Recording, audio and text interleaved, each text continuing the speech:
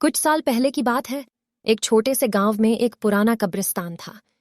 यह कब्रिस्तान अकेला ही एक जंगल में स्थित था और वहां की अजीब माहौल ने उसे उसकी खासियत दी थी। गांव वाले तो उस कब्रिस्तान से डरते थे ही, लेकिन एक रात गांव के युवक विक्रम ने अपने दोस्तों के साथ एक जुआ मारने की योजना बनाई। जब उन्होंने अंधेरे में कब्रिस्तान की ओर बढ़ने का फैसला किया तो उनके दोस्त डर से कांप उठे, पर विक्रम ने उन्हें मजाक में समझाया और सब आगे बढ़े। जब वे कब्रिस्तान पहुंचे तो वे देखने लगे कि वहां कुछ अजीब चीजें हो रही हैं। अचानक एक हल्की बारिश शुरू हो गई और उन्हें एक पुरानी कब्र मिली जिसका पत्थर हल्की सी हिल रहा था। विक्रम ने उस पत्थर को हटाया और अचानक कुछ अद्भुत हुआ। उनकी आंखों के सामने एक छिपी हुई तलवार दिखाई दी और उनके पास सुनसान हो गए।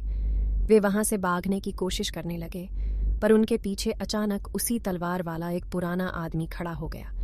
वे सभी डर से कांपने लगे और उन्हें यह समझ नहीं आ रहा था कि क्या हो रहा है।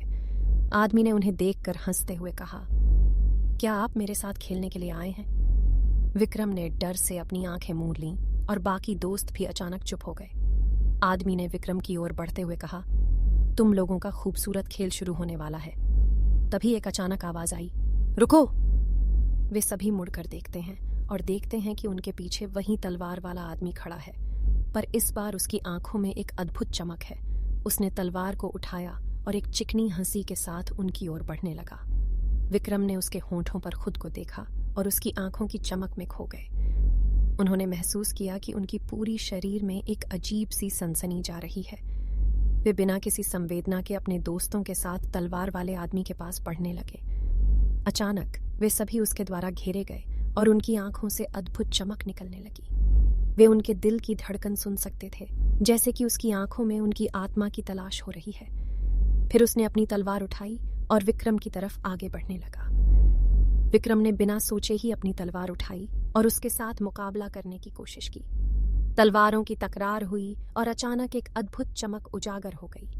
विक्रम की तलवार उस आदमी की तलवार से टकराई और उसकी तलवार टूटकर जमीन पर गिर गई।